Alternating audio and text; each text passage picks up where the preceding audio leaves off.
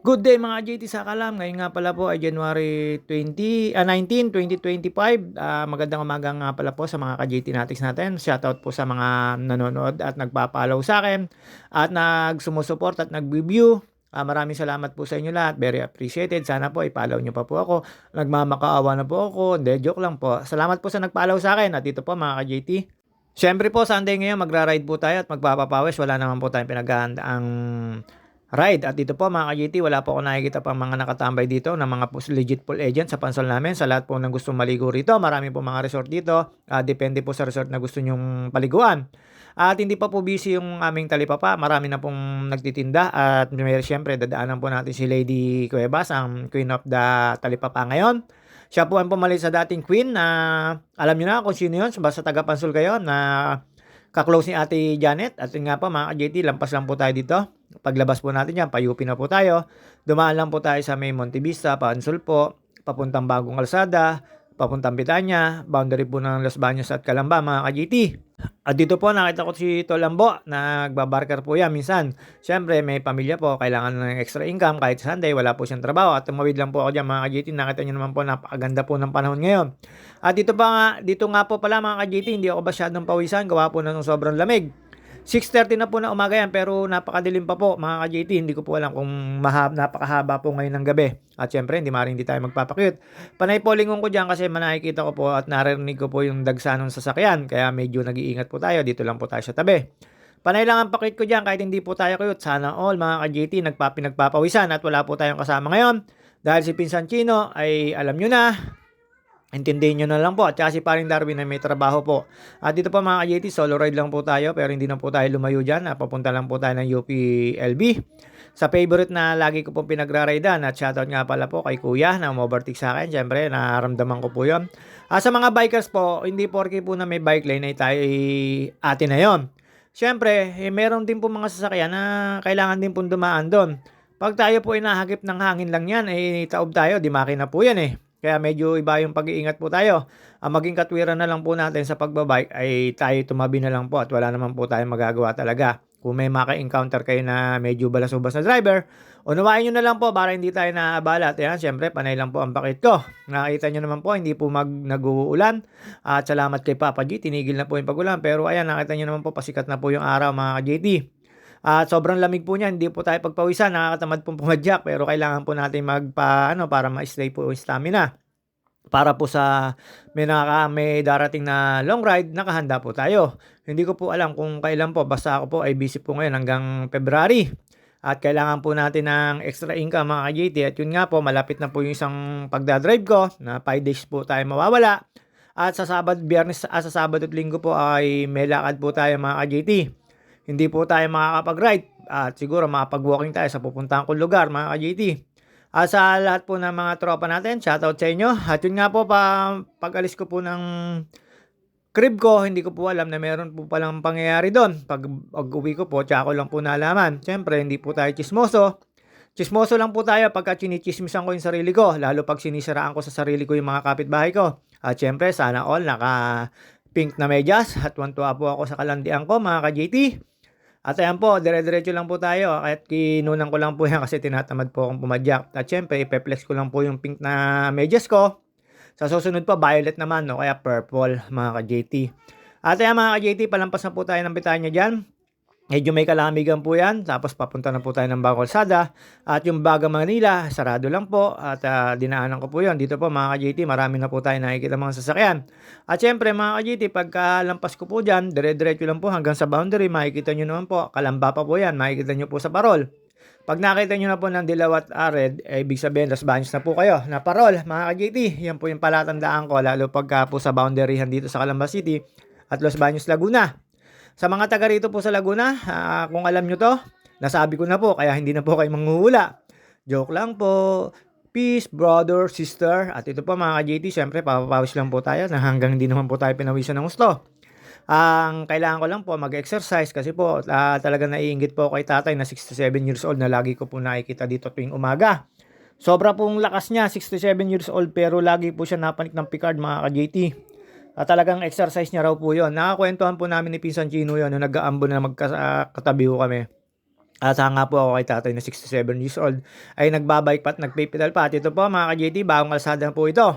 Sako pa po ito ng Kalamba. Ayan, pagkakita nyo po yung parol na yan na nasa kanan na yan, nasa ibabaw na yan, yan po yung sinasabi ko sa inyo na palatandaan na pagka kayo nasa Los Baños na mga ka-JT. At dito nga mga ka-JT, dire-diretso lang po tayo dyan. Lampas po tayo ng Park Mercedes. Mercedes na. At saka libis na yun, diretso lang po hanggang sa Lalakay. Makalampas po ng Lalakay ay dun po sa may checkpoint papuntang rest area. Ngayon po wala akong nakitang checkpoint po. Dito iniwasan ko lang po ito. Lalakay po ito. Ayan, school na Lalakay. Lalampas lang po tayo dyan. Marami na pong umovertake sa akin dito at nakasalubong kong mga bikers. At dito po mga ka-JT, ayan, lalampas po tayo dyan sa checkpoint. Pagkakalang ko, lagi po may checkpoint dito sa umaga at saka sa gabi mga ka-JT. Sa mga nagmumotor po mga walang rehistro at wala lisensya, wag na po kayong sumubok. Baka mapara po kayo dito. Mahirap naman po yung sasabihin nyo sa mga nagche-checkpoint. Pasensya na po. Tapos sabay kamot sa ulo. Siyempre, katwiran ng Pilipino, hindi naman po lahat. Pero siyempre ako, mga ka-JT, minsan nagagawa ko yon, kakamot sa ulo kasi nahuli tayo, lumabag tayo sa mga pangbatas ng sasakyan or ng kalsada. At pagkalampas ko po dyan mga ka-JT, siyempre mag-aahon na po tayo at yan, magpapakit lang po tayo. Nakita nyo naman po yung hangin. Tinatamad-tamad pa rin po ako dyan pero medyo nagkasigla na po yung pagpedal ko dyan kasi medyo nawawala na po yung lamig ng tuhod ko. At yan mga ka-JT, dire-diretso lang po yan. Papanik lang po yan ng Bangbang Highway. At after ko po makapanik dyan, siyempre dito po magpapakit po ulit tayo dito sa may Picard na to.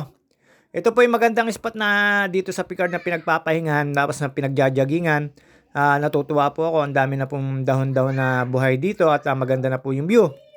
At dire-diretso lang po tayo dito, medyo ginaganahan na po tayong pumidal dito, medyo uminit-init na po yung tuhod natin. Ayan, lalampasan po natin yan, siyempre papakit lang po tayo. Panentingin ko po sa camera dyan mga ka-JT. Doon nga po, pamalik po tayo ng forestry. Basta ito po, Picard po ito. Hindi ko alam kung patong malaki pa po ito. Basta hindi ko po alam kung anong baryo to. Ayan po yung sinasabi ko magandang spot. Ayan, dami po nagja-jogging. At nung tumambay po ako sa may UPLB, Freedom Park sa may tower, ang dami po nagja-jogging din. Sobra po, para pong mga langgam. At hindi naman po tayo siyempre magja-jogging dahil po tayo nagbike at nagpapawes mga ka-JT. At sana all, medyo payat na mga ka-JT. Siyempre pinaghihirapan din naman po yan. At kailangan nyo rin po mag-maintain ng kain na kailangan na yun lang po yung kakainin nyo. Tapos after 6, hindi na po ako nakakain. Tinapay na lang. At dito ko na po nakita sa may parting grotto na to, si tatay. Na lagi kong kausap. Taga-Mayon doon po siya. Hanga po ako dyan. 67 years old. Nakakapanik pa po pero road bike.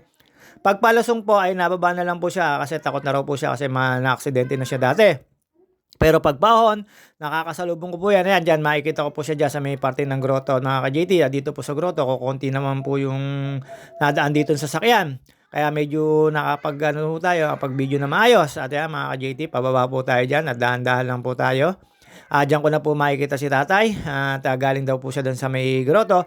Lagi ko po nakikita yan dyan, napanik tapos nagtitirik siya ng kandila. Siyempre, pamahain ng Pilipino at saka wala naman po mawawala sa ginagawa ni tatay na mapapaganda pa po sa kanya. Ayan, sabi ko, tatay, good morning. Ayan, pauwi na raw po siya. Ayun, lakad lang po siya talaga pagka palusong. Medyo hindi ko alam kung takot pa po siya o takot na po siya mag-slide ang bike. Ako naman po ay lagi nakahawak sa preno niyan. Siyempre, veterans driver tayo. Alam na po natin ang mangyayari. At sa lahat po ng mga ka-driver ko, ingat-ingat po tayo sa pagmamaneho at konting init ng ulo ay alisin na po. Maging mapangunawa at mahabang pasensya ang kailangan natin sa kalsada. At ayan, pakit lang po tayo mga ka-JT, panay lang po ang pakit ko. At after ko po dyan, dumiretso na po ako at may nakasalubong po ako dito. Spotted.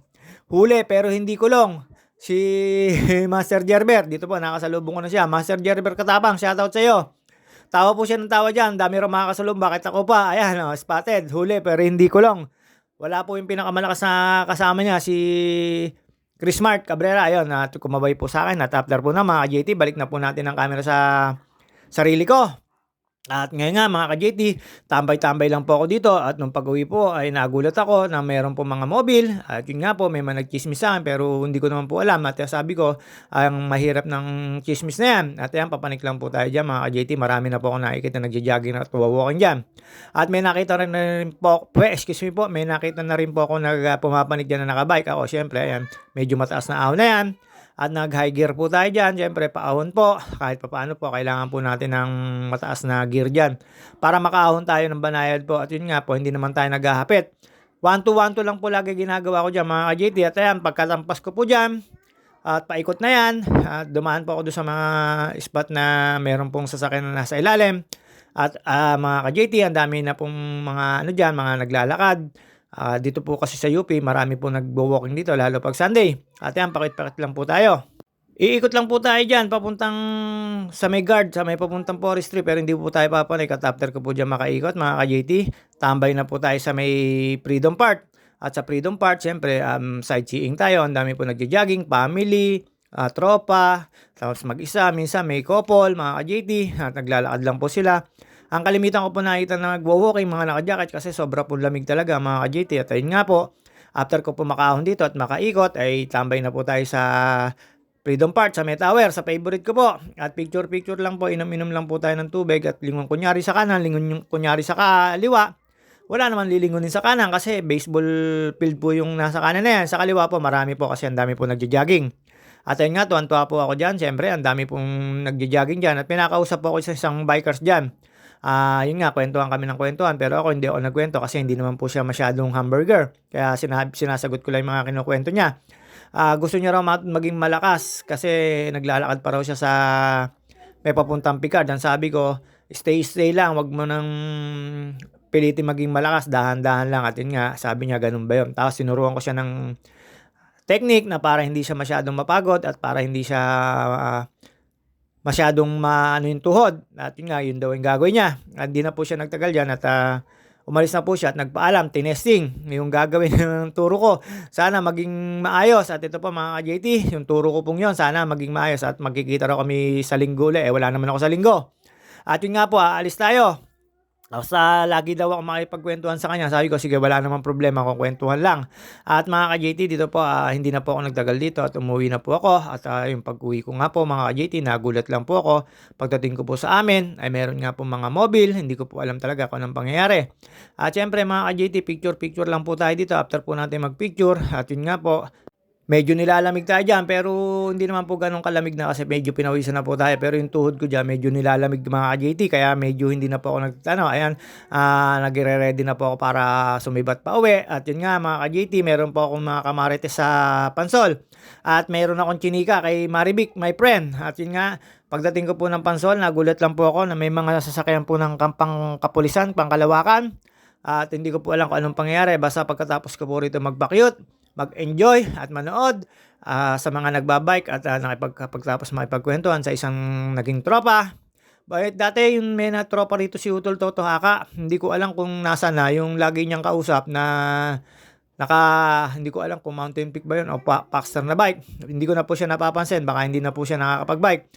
At after po nitong tumambay, ayun nga po, pauwi na po tayo. Ayun po yung sinasabi ko sa inyo, may dalawang mobile dito. Pagpasok ko po, ang daming tao.